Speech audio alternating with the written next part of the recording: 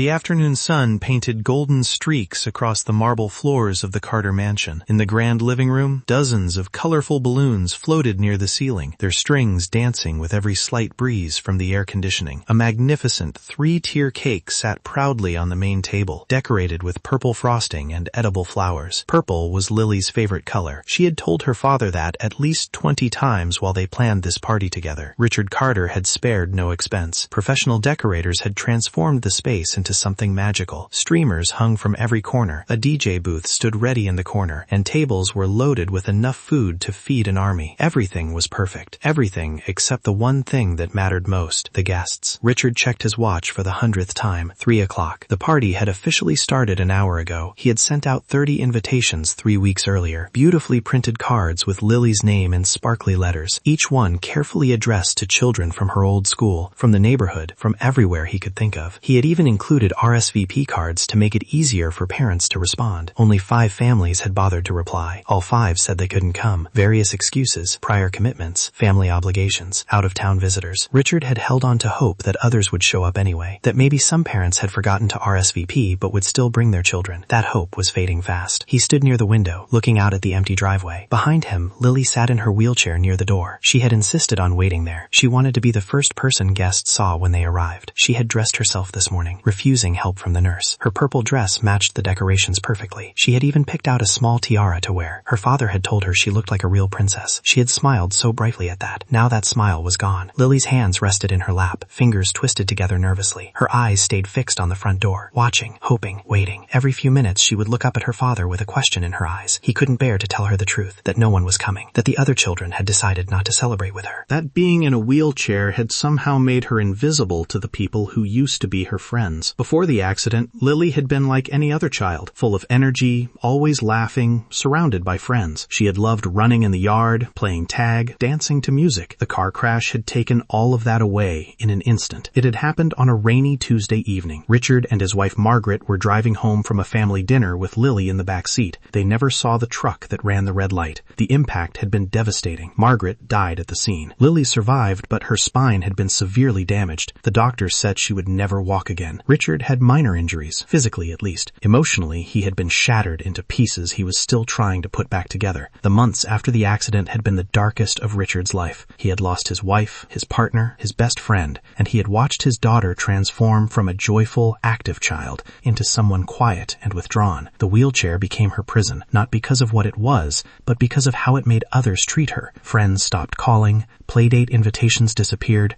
parents made excuses. It was as if Lily had become someone to avoid. Richard tried to understand. Maybe people didn't know what to say. Maybe they felt uncomfortable. Maybe they worried their children would ask difficult questions. But understanding didn't make it hurt less, especially not today. Today was supposed to be special. Lily's 7th birthday, a fresh start, a chance to show her that she was still loved, still valued, still the same wonderful girl she had always been. Richard had thrown himself into planning this party. He wanted it to be perfect. He hired the best caterers, bought the most expensive decorations, ordered a custom cake from the finest bakery in town. Money was no object. He was a billionaire, after all. His pharmaceutical company had made him wealthy beyond measure. But money couldn't buy the one thing Lily needed most, friends. The DJ shifted uncomfortably in the corner, pretending to adjust equipment that didn't need adjusting. The catering staff stood in the kitchen, whispering among themselves. Everyone could feel the sadness hanging in the air like a heavy fog. Richard walked over to Lily and knelt beside her wheelchair.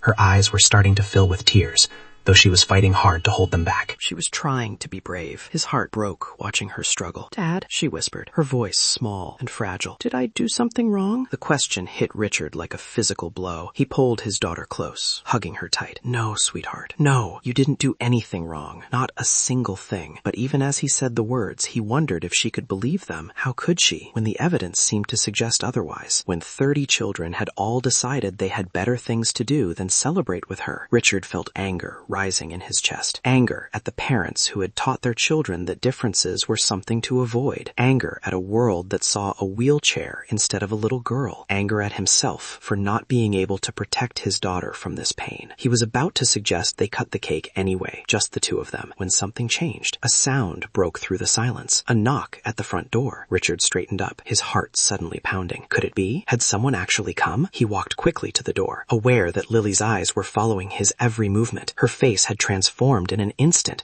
hope flooding back into her expression. She sat up straighter in her wheelchair, adjusting her tiara, smoothing down her dress. Richard reached for the door handle, took a breath, and pulled it open. Standing on the front steps was a boy. He looked to be around Lily's age, maybe a year older. His clothes immediately told a story. Faded jeans with a patch on one knee, a t-shirt that had been washed so many times the original color was hard to determine, sneakers that were clearly too small, the front of one shoe coming apart at the seam, but his face was clean, his hair neatly combed, and his eyes were bright and curious. "Hello, sir," the boy said politely. He had a slight accent, though Richard couldn't quite place it. "I saw all the balloons and decorations from the street." Richard found himself momentarily speechless. This child was not on the guest list. In fact, Richard had never seen him before in his life. The boy clearly didn't belong to the wealthy neighborhood surrounding the Carter mansion. Everything about him suggested he came from somewhere far different, somewhere money was tight and luxuries were rare. Richard's mind raced through possible responses. He could say the party was private. He could explain it was by invitation only. He could politely send the boy away, but then he glanced back at Lily. She had rolled her wheelchair closer, her eyes locked on the visitor. Her face showed something Richard hadn't seen in months. Pure, unguarded excitement. "Lily!" called out, her voice filled with hope that made Richard's throat tighten. The boy heard her and smiled. It was a genuine smile, warm and friendly,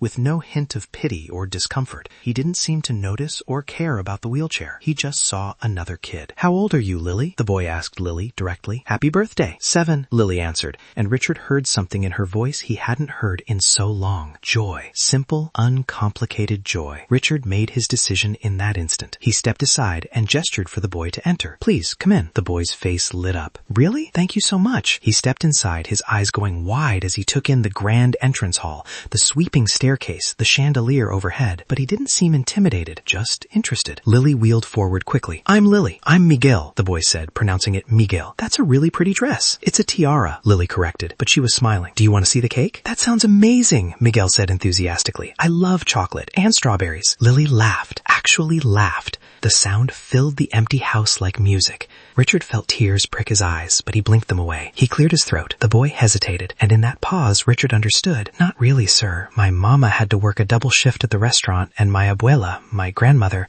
she's not feeling well today. But it's okay." He trailed off, suddenly looking embarrassed. "I'm sorry. I shouldn't have knocked." "Don't apologize," Richard said firmly. "You're very welcome here. In fact, you're our guest of honor." Lily had already grabbed Miguel's hand and was pulling him toward the main party room. "Come on, I want to show you everything. Dad got a DJ and everything." Miguel followed along happily. "I don't really know how to dance. Not like fancy dancing anyway." "Me neither," Lily said, and Richard realized she meant it differently now.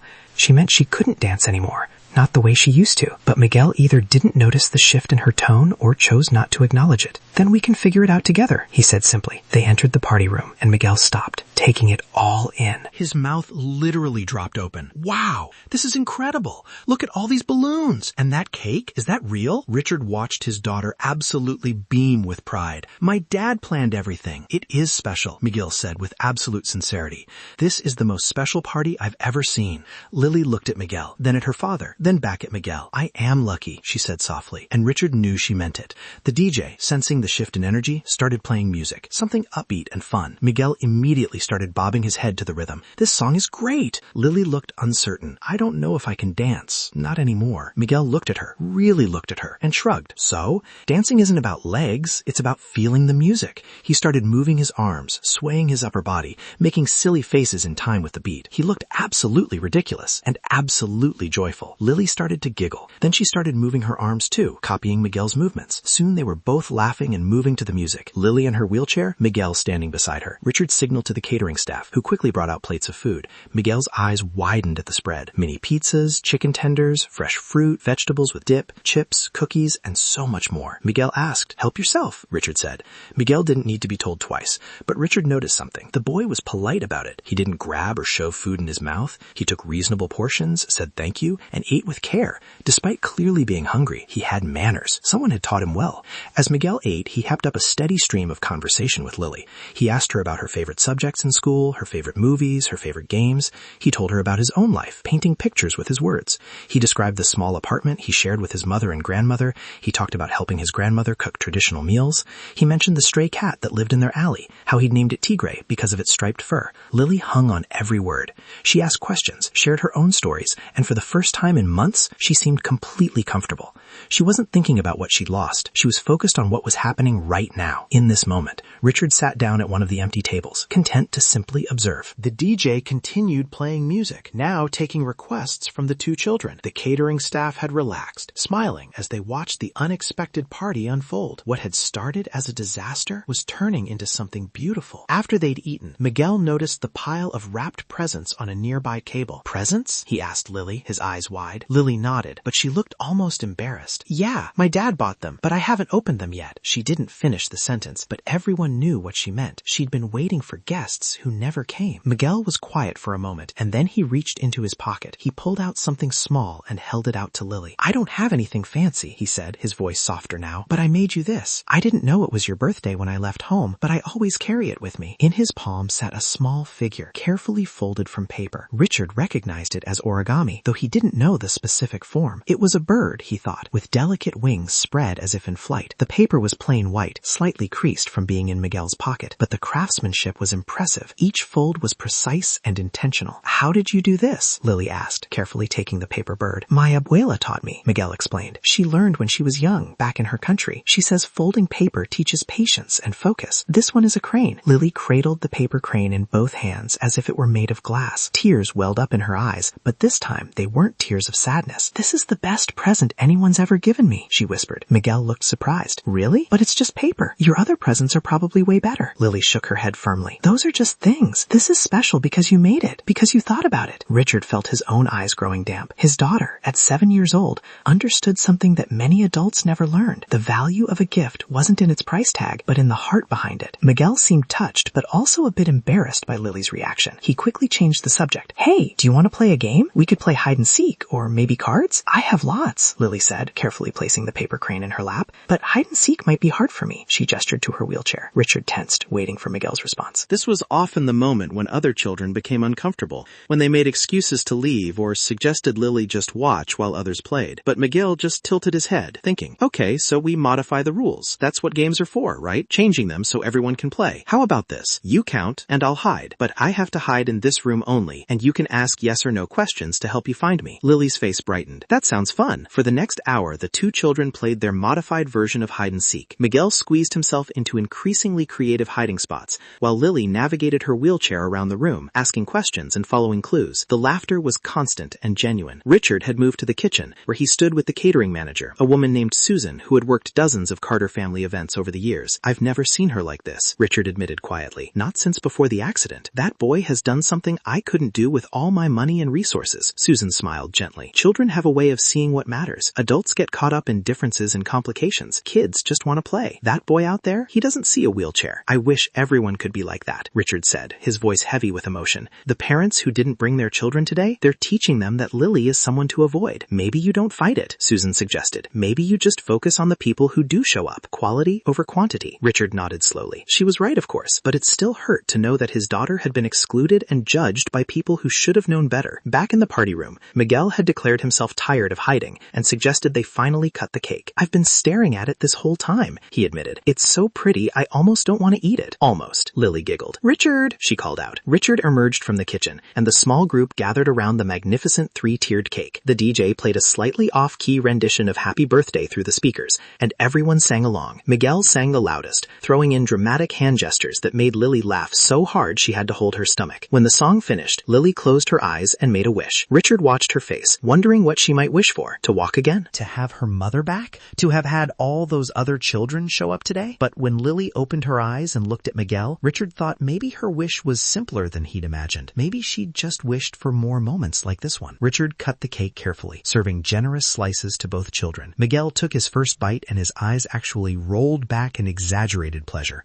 Oh my goodness, he mumbled through a mouthful of chocolate and strawberry. This is incredible. This is what heaven must taste like. Lily laughed again, taking her own bite. It is really good, isn't it? Your dad has good taste, Miguel said approvingly. Then he paused, looking at Richard with sudden seriousness. Thank you, sir, for letting me me stay, for sharing all this with me. Richard felt a lump form in his throat. This child, who clearly had so little, was thanking him, when the truth was that Miguel had given them far more than they could ever give him. Miguel, you're the one who did us a favor. You made this party what it was supposed to be. Fun, happy, and filled with friendship. Miguel looked surprised, but pleased. He took another bite of cake, savoring it slowly. As they ate, Richard found himself asking questions. He learned that Miguel was 8 years old, a year older than Lily, as Richard had guessed. His family had immigrated from Mexico 3 years ago, seeking better opportunities. His father had left shortly after they arrived, unable to handle the pressure and difficulty of starting over. Now it was just Miguel, his mother Rosa, and his grandmother Elena. Rosa worked 2 jobs, one at a restaurant during the day and another cleaning offices at night. Elena, Miguel's grandmother, had been a teacher back in Mexico, but her credentials weren't recognized here. She had health problems, arthritis, and heart issues that made working difficult, so she stayed home, took care of Miguel, and did what she could to contribute. They lived in a small 2-bedroom apartment on the other side of town, in a neighborhood Richard had never visited. Miguel spoke about his life without complaint or self-pity. He simply stated facts. Yes, things were tight. Yes, his mother worked a lot. Yes, he wished his grandmother felt better. But he also talked about the good things, how his grandmother made the best tamales every Christmas, how his mother always made time to help him with homework, no matter how tired she was,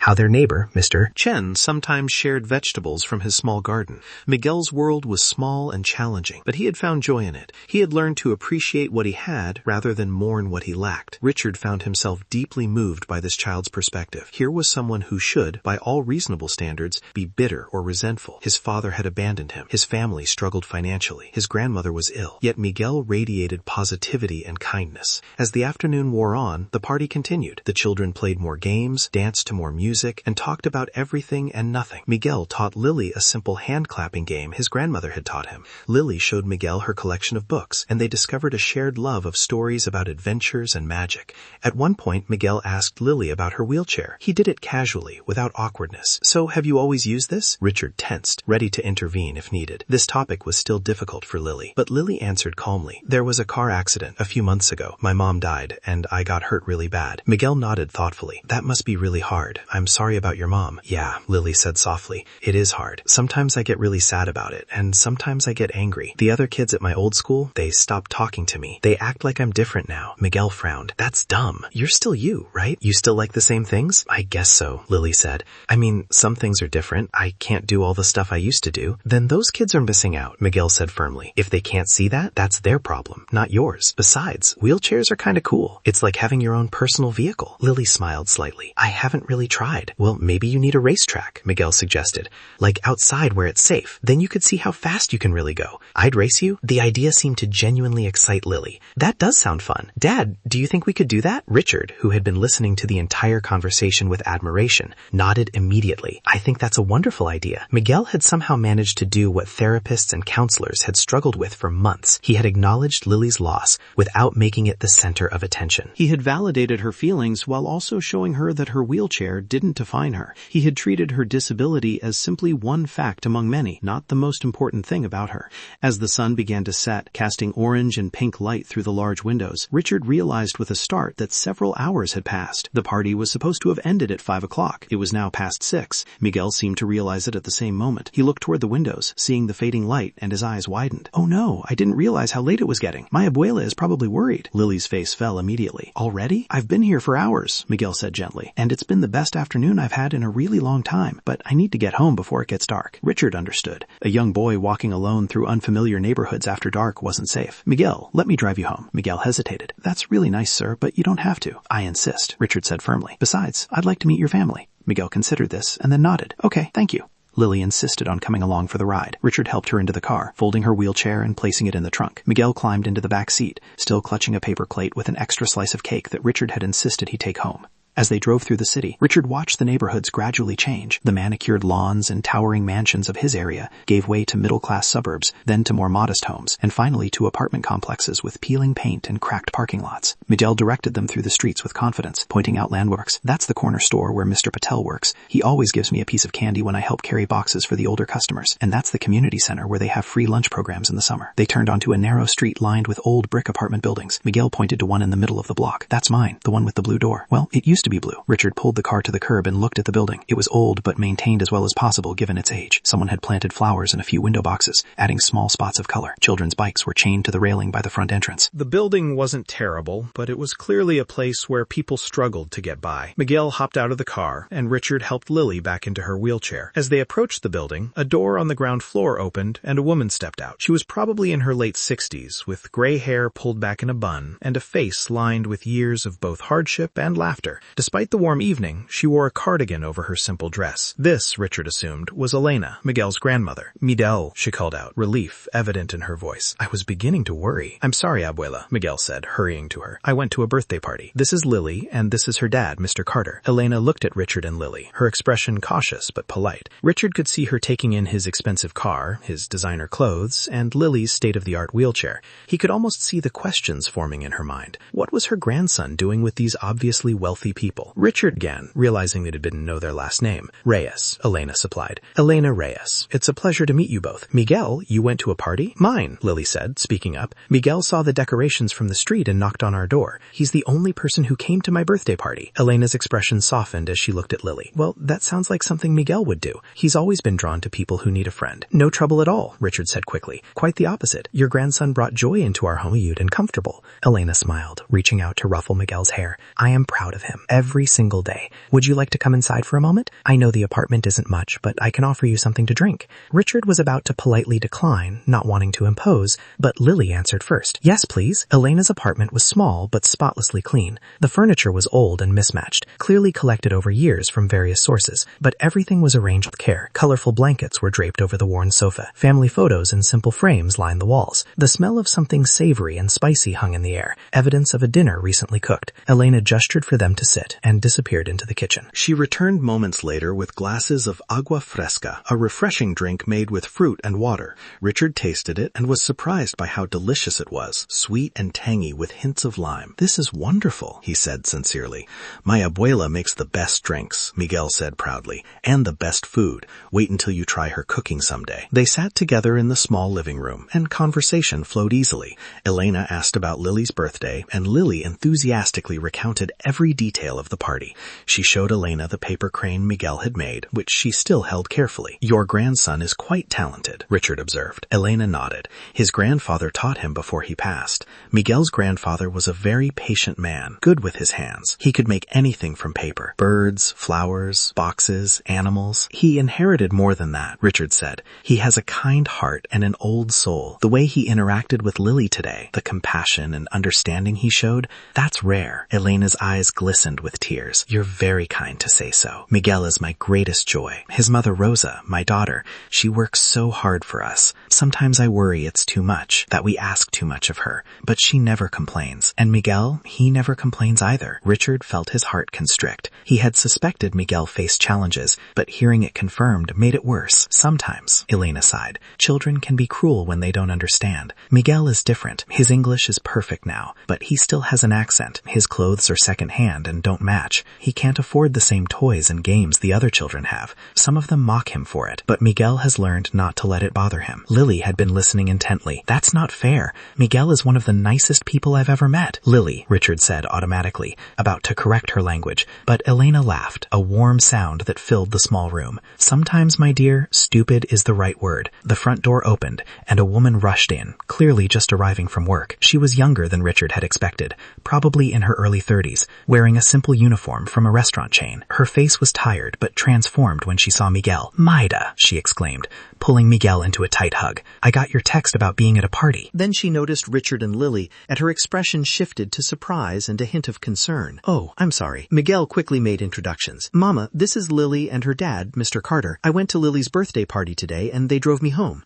Rosa wiped her hands on her uniform nervously before shaking Richard's hand. Thank you for bringing Miguel home safely. Not at all, Richard assured her. Miguel was the highlight of our day. He turned what could have been a very sad birthday into something magical. Rosa's expression softened as she looked at her son. That sounded like Miguel. She moved to the kitchen, and Richard could hear her washing her hands and beginning to prepare something. Elena called out to her in Spanish, and Rosa responded in the same language. Richard didn't understand the words, but the tone was warm and familial. Lily had wheeled closer to a bookshelf in the corner, examining the titles. Most of them are from the library, Miguel explained, but some are ones people gave us. My abuela loves books. Your grandmother is a wise woman, Richard said. Elena overheard and smiled. I was a teacher for 30 years back in Mexico. Literature and history. I miss it terribly. Here, my teaching license means nothing. I tried to get certified again, but the process is long and expensive. So instead, I teach Miguel at home when I can. Richard was struck by the richness of this family's life. They had almost nothing in terms of material wealth, yet they had education, culture, strong values, and deep love for one another. In many ways, they were wealthier than he was. Rosa emerged from the kitchen with a plate of still warm tortillas and some kind of meat mixture. It's not much, but please, have something to eat. You brought my son home safely. We just had cake, Richard protested weakly, but the smell was enticing. Rosa smiled. Cake is dessert. This is real food. Please. Richard took a tortilla and tasted it. The flavors exploded at his mouth, complex and satisfying. The meat was tender and perfectly seasoned. This is incredible, he said honestly. They stayed for another hour, talking and sharing stories. Richard learned about Rosa's journey to America, the dream she'd had and the reality she'd found. She spoke about her hopes for Miguel, how she wanted him to have opportunities she'd never had. She worked her 2 jobs without complaint because she believed in a better future. Elena shared stories about Mexico, about the school where she'd taught, about the husband she'd loved and lost. She spoke about the difficulty of leaving behind everything familiar to start over in a country where she felt invisible. Miguel sat close to Lily, occasionally translating when his grandmother used Spanish words. The 2 children had formed a bond that seemed to transcend their vastly different circumstances. As the evening grew later, Richard finally said they needed to leave. Rosa walked them to the door, with Miguel and Elena following. Mr. Carter, Rosa said quietly, thank you for being kind to my son. Thank you for seeing him as a person worth knowing. Richard felt his throat tighten. Mrs. Reyes, your son is extraordinary. He has a gift for empathy and kindness that most adults never develop. I am, Rosa said, her eyes shining. Before they left, Richard pulled out his wallet and discreetly tucked several bills into Elena's hand. Please, he said quietly, for your medical expenses. Elena started to protest, but Richard gently closed her fingers around the money. Your grandson gave my daughter something priceless today. He gave her hope. Elena's eyes filled with tears, but she nodded. Thank you. As they drove home, Lily was unusually quiet. Richard glanced at her in the rearview mirror. Miguel doesn't have very much, Lily said slowly. His apartment is really small. His clothes are old, but he seemed so happy, Richard asked, curious about her conclusion. Lily was quiet for a long moment. I think maybe having stuff isn't as important as having people who love you. Miguel has his mom and his grandma, and they really love him. You can tell, and they're proud of him. Richard felt pride swell in his chest. His 7-year-old daughter had just articulated a truth that many people spend their entire lives failing to understand. That's very wise, Lily. Lily's voice was smaller now. Can Miguel come over again? Can he be my friend? Of course he can, Richard said immediately. Miguel is welcome in our home anytime. In fact, I think I'd like to get to know his family better too. When they arrived home, the mansion felt different. It was still large and luxurious, but somehow it felt emptier than before. The contrast between their home and the Reyes' small apartment was stark. Richard had always taken his wealth for granted, seeing it as simply the result of hard work and smart decisions. But tonight, he was seeing it through different eyes. He helped Lily get ready for bed, and as he tucked her in, she clutched the paper crane Miguel had made. This is my favorite thing I got today, she said, more than any of the other presents. It's special because it came from the heart, Richard agreed. After Lily fell asleep, Richard sat in his study, unable to stop thinking about the evening. He thought about Miguel's family, their struggles, their dignity, their love for one another. He thought about how Miguel, despite having every reason to be bitter or angry about his circumstances, had chosen kindness instead. He thought about how that kindness had transformed his daughter's birthday from a disaster into a memory she would treasure forever. Richard pulled out his laptop and began searching for information about the neighborhood where the Reyes family lived. He read about the schools, the resources available, the challenges families faced. An idea was beginning to form in his mind, something bigger than just helping one family, but that would take time to develop. For now, he was simply grateful that a young boy had knocked on his door. The next morning, Richard woke with a sense of purpose he hadn't felt in months. The events of yesterday had shifted something fundamental in his perspective. He had spent so long focused on his grief, on his daughter's limitations, on the unfairness of their situation. But meeting Miguel and his family had reminded him that pain and hardship came in many forms, and that resilience and joy were choices people made regardless of their circumstances. After breakfast, Richard made a decision. He called his assistant and cleared his schedule for the morning. Then he called the Reyes household. Rosa answered, her voice tired but warm. Mrs. Reyes, this is Richard Carter. Not at all, Mr. Carter. I just got got home from my night shift. Is everything all right? Miguel's fine. Actually, I was calling because I'd like to do something for your family. I know this might seem forward, but I'd like to help with your mother's medical expenses. Miguel mentioned she has heart problems and arthritis. There was a long silence on the other end of the line. When Rosa finally spoke, her voice was thick with emotion. Mr. Carter, that's incredibly generous, but I can't accept that. You don't know us. You're right. I don't owe you anything, Richard agreed. But your son gave my daughter something I couldn't buy with all my money. He gave her a friend. He gave her a day where she felt normal and accepted. That's priceless. Rosa was crying now. Richard could hear it in her breathing. I don't know what to say. We've been so worried about Mama. The medications she needs, they're so expensive. We've been trying to save up, but it's slow. Then let me help speed that process up, Richard said gently. No strings attached. I'm not trying to buy your friendship or make you feel obligated. They talked for another 20 minutes, and finally Rosa agreed to let Richard help. She gave him information about Elena's doctors and medications, and Richard promised to take care of everything. When he hung up, he felt lighter than he had in months. But Richard didn't stop there. That afternoon, he drove back to the Reyes neighborhood, this time alone. He wanted to see it with fresh eyes, to understand the community where Miguel and his family lived. He parked his car and walked the streets, observing. The neighborhood was a mix of small businesses, aging apartment buildings, and struggling families trying to make ends meet. But there was life here, too. Children played in small parks. Neighbors greeted each other on the street. People looked out for one another. It wasn't wealthy, but it had something his neighborhood lacked, a sense of community. Richard stopped at a small community center he'd seen Miguel point out the day before. Inside, he found a bulletin board covered with flyers, free lunch programs for children, English classes for adults, job training workshops, medical clinics offering reduced-cost care. This community was trying to help itself, but resources were clearly limited. A woman at the front desk noticed him. She was middle-aged, with kind eyes and a welcoming smile. I'm just looking around, Richard admitted, learning about the neighborhood. The woman's face lit up. Miguel, such a sweet boy. He volunteers here sometimes, helping with the younger children during our after-school program. And his grandmother Elena, when she's feeling well enough, helps tutor kids in reading. They talked for a while, and Richard learned about the community center's struggles. Funding was always tight. They had to turn away people who needed help because they didn't have enough resources. Programs had to be cut.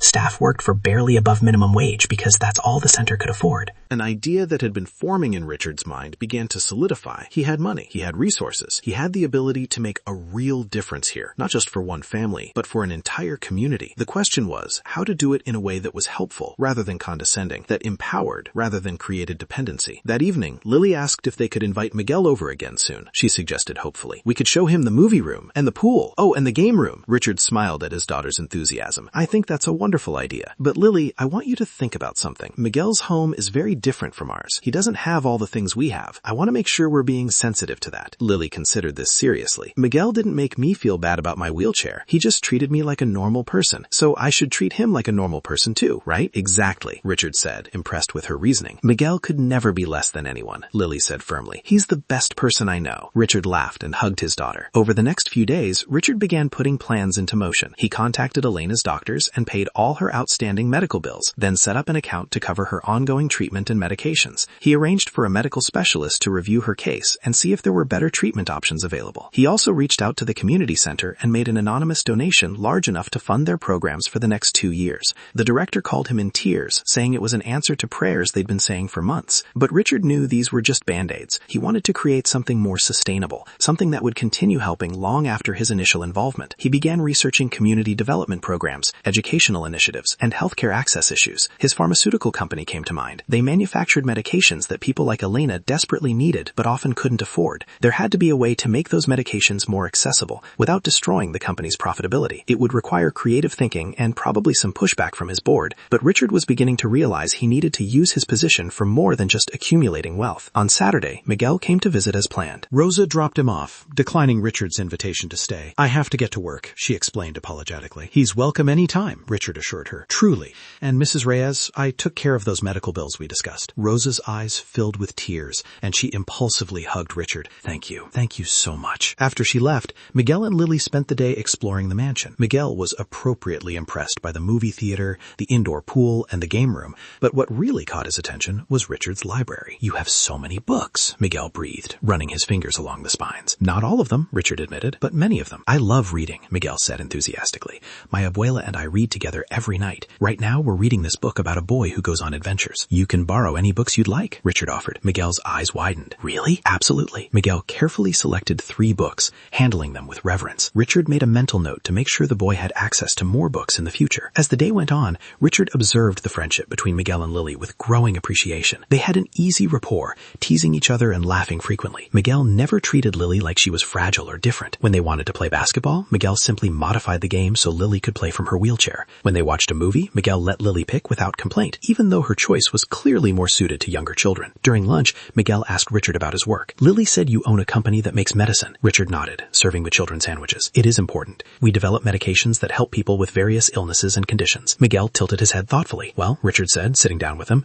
we make medicines that can really help people, but sometimes those medicines are very expensive. Not everyone can afford them. Like my abuela's heart medicine, Miguel said quietly. Mama was so worried about how we'd pay for it, but then you helped us. That was really kind of you, mister. Richard felt a pang in his chest. Your grandmother deserves good health care, Miguel. Everyone does. My abuela says you're a good man, Miguel continued. She says not many rich people care about regular people like us. Lily spoke up. My dad is the best. Richard felt humbled by their faith in him. The truth was, before meeting Miguel's family, he hadn't given much thought to the people who couldn't afford his company's medications. He'd been focused on profit margins, shareholder value, and market expansion. The human cost had been an abstract concept, not real faces with real stories. After lunch, the children went back to playing, and Richard retreated to his study. He pulled out a notepad and began sketching out ideas. What if his company started a program providing free or reduced cost medications to low-income families? What if they partnered with community health centers to improve access? What if they invested some of their research budget into diseases that primarily affected poor communities, even if those diseases weren't as profitable to treat? His phone rang, interrupting his thoughts. It was James, his chief financial officer. Richard, we need to talk about the quarterly projections. They're not looking as strong as we'd hoped. Richard sighed. Schedule a meeting for Monday morning. James sounded wary. Changes, Richard said simply. After he hung up, Richard felt a mixture of determination and nervousness. He knew what he wanted to do, but he also knew it wouldn't be easy. His board of directors cared about profits. Shareholders expected returns on their investments. Suggesting they prioritize people over profits would be met with resistance, possibly even hostility. But watching his daughter laugh with her new friend, seeing the joy that simple kindness had brought into both their lives, Richard knew he had to try. What good was all his wealth if it didn't make the world a better place? That evening, after Rosa picked up the L, Lily was exhausted but happy. As Richard helped her get ready for bed, she said something that stopped him in his tracks. Richard looked at her in surprise. Really? Because if they had come, maybe Miguel wouldn't have knocked on our door. Maybe he would have just walked by, and then I never would have met him. Richard sat down on the edge of her bed. Lily nodded emphatically. The other kids, even before the accident, I don't think they really liked me. They liked my stuff. They liked coming to my house because it's big and we have cool things. But Miguel likes me. Just me. He doesn't care about the house or the toys or any of that. That's a very mature observation, Richard said softly. And you're absolutely right. I want to be more like Miguel, Lily said sleepily. He's happy even though he doesn't have much. He's kind to everyone. He doesn't care if people are different. Richard kissed his daughter's forehead. You already are, sweetheart. After Lily fell asleep, Richard stood at the window of his study, looking out over the manicured grounds of his estate. He thought about the choices that had led him here. He'd worked hard, made smart decisions, built a successful company, but somewhere along the way, he'd lost sight of why he'd started the company in the first place. When Richard first went into pharmaceuticals,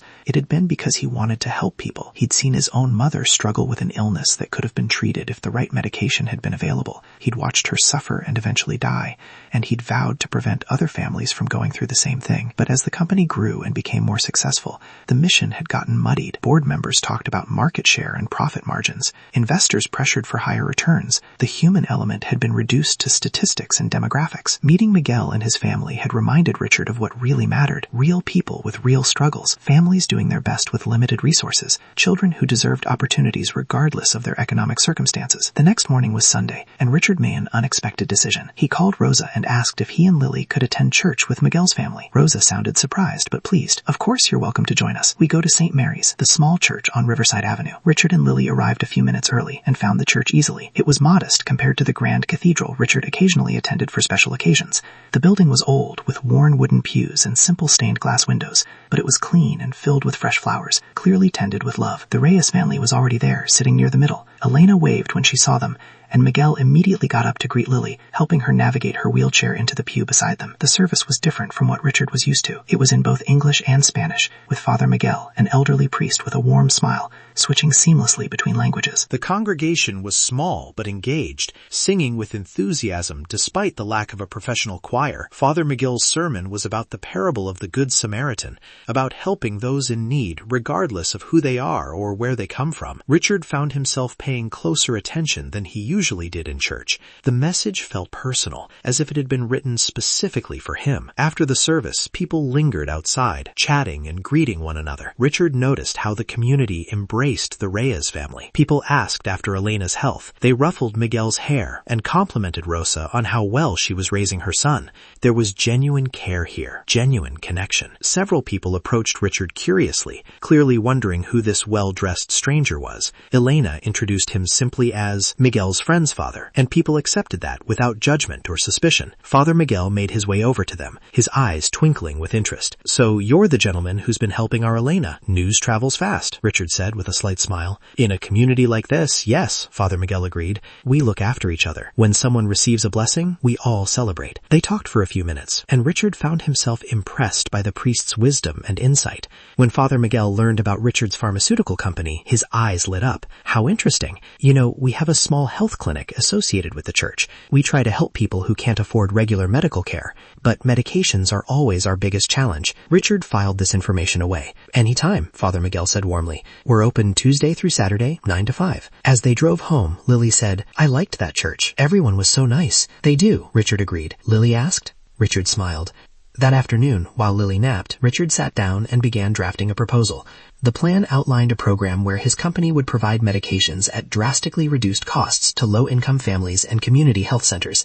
It would establish partnerships with organizations like Father Miguel's clinic. It would create a fund specifically for helping people who fell through the cracks of insurance coverage. The program would cost money, certainly. It would reduce profits in the short term. But Richard was beginning to understand that some things were more important than quarterly earnings reports. Besides, he suspected that in the long run, building goodwill and demonstrating corporate responsibility might actually benefit the company. He worked on the proposal for hours, refining details and anticipating objections. When he finally finished, he felt satisfied. It was comprehensive, well-reasoned, and most importantly, it had the potential to change lives. Monday morning would be interesting. 3:13 p.m., part 9 of 10. Monday morning arrived with gray skies and a light drizzle. Richard dressed carefully in his best suit, preparing for what he knew would be a difficult meeting. He reviewed his proposal one more time over breakfast, making small adjustments and strengthening his arguments. Lily noticed his preoccupation. "Dad, are you okay?" Richard smiled at his perceptive daughter. "I have an important meeting today," Lily asked. "I think so. I hope so." Lily nodded seriously. "Then you should definitely do it." Richard felt strengthened by his daughter's simple wisdom. "You're absolutely right." The drive to his company's headquarters took 40 minutes. Carter Pharmaceuticals occupied a gleaming glass tower in the business district,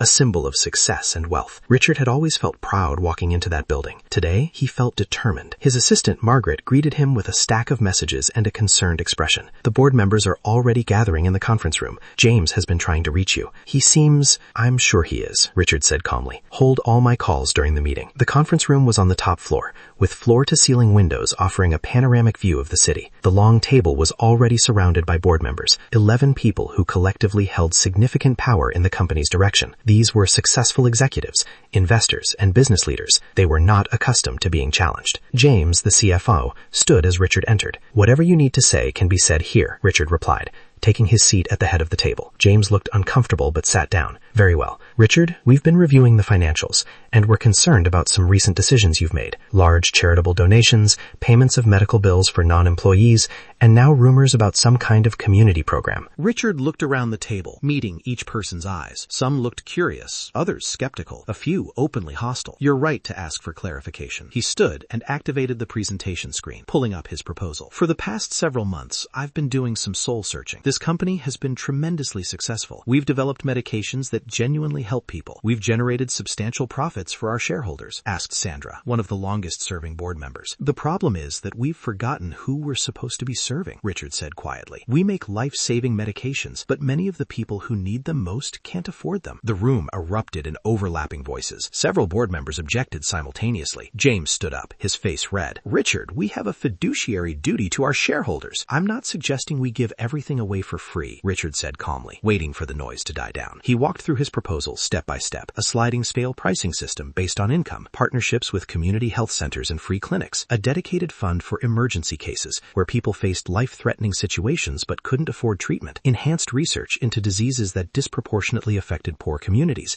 even if those diseases weren't as profitable to treat. "This is financial suicide," declared Robert, a major investor. "You'll tank our stock price." "Actually," Richard countered, "I believe this will strengthen our position in the long run. Corporate social responsibility is increasingly important to consumers and investors. Companies that demonstrate genuine commitment to social good often see improved brand loyalty and public perception." "Pretty words," Sandra said skeptically, "but the numbers don't lie. This program will cost millions annually." "From several sources," Richard explained. "First, we reduce executive compensation packages, starting with mine. I'm willing to take a 50% pay cut. Second, we reallocate some of our marketing budget. We spend millions on advertising. We can reduce that and invest in direct community impact instead. Third, we accept slightly lower profit margins." The room fell silent. Several board members exchanged glances. Richard could see them calculating, considering, weighing the proposal against their own interests. James spoke up, his voice tight. "Richard, I've known you for 15 years. We built this company together. What's really going on?" Richard took a breath. "My daughter had a birthday party recently. No one came. Not a single child showed up, because Lily is in a wheelchair now, and the other children and their parents decided she wasn't worth their time anymore. But then a boy knocked on our door. A poor boy from across town who saw the decorations and asked if he could join. That boy saved my daughter's birthday." He paused, his voice thick with emotion. "That boy's grandmother needs heart medication we manufacture. His family was struggling to afford it, living month to month, making impossible choices between medicine and food. I've realized that there are thousands, maybe millions of families facing the same choice. So this is personal," Robert said dismissively. "Yes, it's personal," Richard admitted, "but that doesn't make it wrong. Sometimes it takes a personal connection to see a larger truth. The truth is that we can do better. We should do better. And I'm not asking for permission. As CEO and majority shareholder, I have the authority to implement this program." The room erupted again, louder this time. Several board members stood, arguing with each other and with Richard. The meeting dissolved into chaos. Sandra finally shouted over the noise. "Enough." She waited until order was restored, then turned to Richard. "I am," Richard said firmly, "but I'd prefer to have your support." James was shaking his head. "Richard, they'll call for a vote of no confidence. Let them try." Richard said, "I own 51% of the company's shares. They can't remove me without my consent." The silence that followed was heavy. Richard knew he'd just played his trump card. He rarely invoked his majority ownership, preferring to lead through consensus and collaboration. But this was too important. Finally, Sandra spoke. "I want to see detailed financials. Prove to me that this program won't destroy the company's viability." Others began chiming in with conditions and questions. The meeting continued for 3 more hours, with Richard patiently addressing every concern and objection. By the end, he had tentative support from 6 of the 11 board members. It wasn't unanimous, but it was enough. As the meeting broke up, James pulled Richard aside. "You've changed. I hope it's good," Richard said quietly. That evening, Richard came home exhausted but satisfied. Lily was in the living room, and she immediately wheeled over to him. "How did it go, Dad?" "Most of them did," Richard said, picking her up and sitting down with her in his lap, something he hadn't done in a while. "Because of Miguel," Lily said softly. "Because of Miguel," Richard agreed. "And because of you." The doorbell rang, surprising them both. Richard wasn't expecting anyone. When he answered it, he found Rosa standing there, tears streaming down her face. "Mrs. Reyes, what's wrong?" "She's fine," Rosa said, her voice breaking. "More than fine. Mr. Carter, the specialist you sent to review her case, he says there's a new treatment available, something that could significantly improve her quality of life, but our insurance won't cover it, and we could never afford it on our own." Richard smiled gently. "Mrs. Reyes, that treatment is manufactured by my company, and as of today, it will be available to families like yours at a price you can afford. Elena will receive the treatment." Rosa collapsed into tears, and Richard found himself embracing this woman he'd only recently met, feeling her gratitude and relief. When she finally composed herself, she looked up at him with shining eyes. "Why are you doing all this? We're nobody. You have everything to offer." Richard corrected gently. "Your son gave my daughter friendship when no one else would. Your family reminded me of what truly matters in life." Over the following weeks, Richard threw himself into implementing the Community Access Initiative with the same intensity he'd once applied to maximizing profits. He assembled a dedicated team, established partnerships with community health centers, and began the complex process of restructuring the company's pricing models. The announcement of the program generated significant media attention. Some praised Carter Pharmaceuticals for for its progressive approach. Others criticized it as a publicity stunt or questioned its financial sustainability. Richard ignored the noise and focused on the work. Miguel continued to visit regularly, and the friendship between him and Lily deepened with each passing day. Richard noticed changes in his daughter that went beyond simple happiness. She was becoming more confident, more compassionate, more aware of the world beyond her own circumstances. One Saturday afternoon, the two children were in the library when Lily asked Miguel a question that had clearly been on her mind. "Miguel, do you ever get sad about not having a lot of money?" Miguel thought about it seriously. "Sometimes," he admitted, "especially when kids at school make fun of me. But my abuela taught me something. She says that being poor in money doesn't mean being poor in life. We have love, we have each other, we have our health. Well, abuela's getting better now, and we have hope." "Your abuela is very wise," Lily said quietly. "She is," Miguel agreed. "She also says that everyone has struggles, just different kinds. You have a lot of money, but you lost your mom and you can't walk. That's really hard. I have my mom and my abuela and I can walk, but we worry about money." Richard, who had been working at his desk in the corner and overheard the conversation, was struck by Miguel's insight. The boy was only 8 years old, yet he possessed an understanding of life that many adults never achieved. Later that day, Richard received an unexpected visit from Father Miguel. The elderly priest had never been to the mansion before, and he looked around with interest but without judgment. "Mr. Carter, I hope I'm not intruding." Richard invited him into his study. "Of course, Father. It's more about what we can do together," Father Miguel said, settling into a chair. "Your community access initiative is wonderful, but I've been thinking about how to maximize its impact. What if we created a network of community health clinics across underserved neighborhoods?" Richard leaned forward, immediately interested. They talked for over an hour, sketching out possibilities. Father Miguel had connections throughout the city's religious and community organizations. Richard had resources and pharmaceutical expertise. Together, they could create something truly transformative. "I'll draft a proposal and run it by my board," Richard said. Father Miguel smiled. "Perhaps you have, or perhaps you found it." As the weeks turned into months, the changes Richard had set in motion began to bear fruit. The Community Access Initiative provided medications to over 500 families in its first quarter. Elena Reyes received her treatment and experienced significant improvement in her health. The network of community clinics that Richard and Father Miguel envisioned began to take shape, but there were challenges too. 2 board members resigned in protest of Richard's policies. The company's stock price dipped temporarily, causing anxiety among investors. Richard received threatening letters from competitors who accused him of disrupting the industry's pricing models. Through it all, Richard remained steadfast. He had found his purpose, and he refused to be deterred. One evening, Richard was invited to the Reyes home for dinner. It had become a monthly tradition, these simple meals shared between 2 families from vastly different worlds. Elena, looking healthier than she had in years, had cooked an elaborate Mexican feast. As they ate, Rosa raised her glass of water in a toast. "To, please call me Richard," he said for the 100th time, "and you've changed my life just as much." Miguel spoke up. "Mr. Carter, Richard, I've been thinking about something. When I grow up, I want to be a scientist. I want to develop medicines like your company does." Richard felt his throat tighten with emotion. "Miguel, I have no doubt you'll do exactly that." Elena reached across the table and squeezed Richard's hand. "You've given my grandson something more precious than money or opportunities. You've shown him that success and compassion can coexist, that wealth doesn't have to corrupt, that power can be used for good." After dinner, Richard and Miguel found themselves alone on the small balcony of the apartment. The sun was setting, painting the sky in shades of orange and purple. Miguel was quiet, which was unusual for him. Richard asked gently. "About that day I knocked on your door," Miguel said slowly. "I almost didn't do it. I thought people in a house like that wouldn't want someone like me around. But I saw Lily through the window, and she looked so sad." "You did more than that," Richard said. "You gave her hope. You gave me purpose." Miguel looked up at him. "My abuela says that sometimes God puts people in each other's paths for a reason. Maybe I was supposed to knock on your door that day." Richard nodded, unable to speak for a moment. When he found his voice, he said, "Your abuela is right. I believe that too." 6 months after that first birthday party, Richard stood before a crowd of several hundred people at the opening ceremony for the first community health clinic established through the partnership between Carter Pharmaceuticals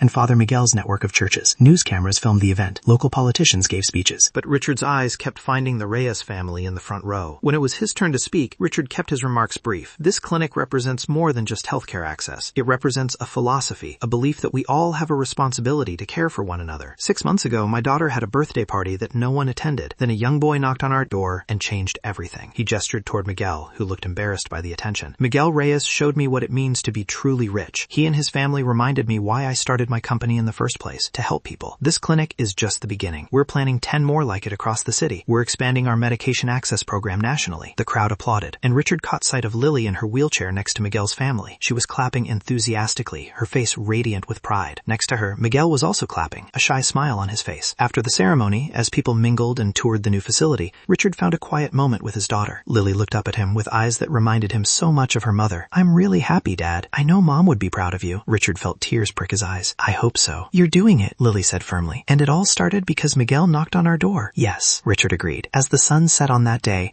Richard reflected on the journey that had brought him here, a journey that began with tragedy and loss, that passed through a lonely birthday party and an unexpected knock on a door, and that had led to transformation, not just for himself, but for countless others. He thought about the thousands of families who would now have access to affordable healthcare. He thought about the community that had formed around these initiatives, people from all walks of life coming together with a common purpose. He thought about his daughter, who had found not just a friend, but a sense of purpose and compassion that would guide her throughout her life. And he thought about Miguel, a boy who had simply wanted to bring joy to a sad girl on her birthday, never knowing that his small act of kindness would ripple outward, touching hundreds and eventually thousands of lives. Sometimes the most profound changes begin with the smallest gestures: a knock on a door, a paper crane folded with care, a friendship that crosses boundaries of wealth and circumstance. These simple things, Richard now understood, were what made life meaningful. As he watched Miguel and Lily laughing together while Elena and Rosa chatted nearby, Richard felt a peace he hadn't experienced in years. He had lost so much: his wife, his daughter's mobility, his innocence about the world's harsh realities. But he had also gained something invaluable, a clear understanding of what truly mattered. The mansion he returned to that night was the same building it had always been,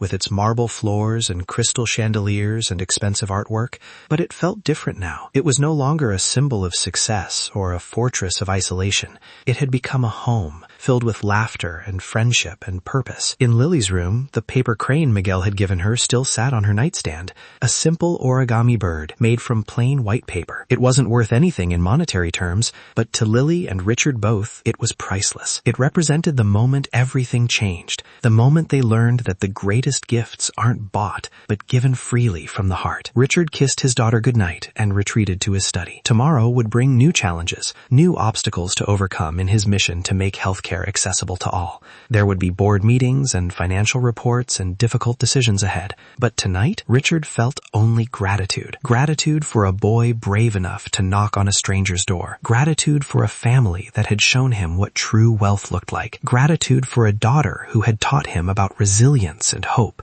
And gratitude for the journey that had transformed him from a successful businessman into someone who finally understood what success truly meant. The story that began with an empty birthday party had become something far greater than anyone could have imagined. It had become a testament to the power of kindness, the importance of compassion, and the truth that sometimes the smallest acts can change the world.